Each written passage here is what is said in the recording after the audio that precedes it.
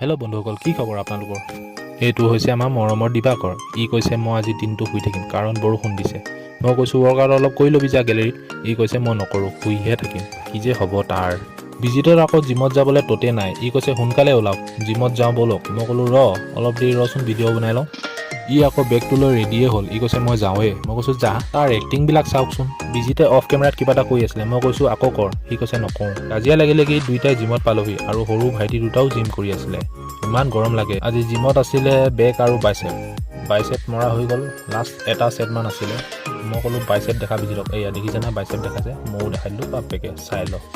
বিজিতে আকৌ মোক হেনো ভিডিঅ' কৰে। মই কৈছোঁ কৰ। মই বাইচেপৰ লাষ্ট ছেট মাৰি আছিলোঁ। বিজিতেও লাষ্ট ছেট কমপ্লিট কৰিব লৈছে, কিন্তু আমাৰ অনন্ত ভাইটিয়ে কিবা এটা কৈ আছে। কৈছে যে কি যে উল্টা ফুল্টাকৈ মাৰি থাকে।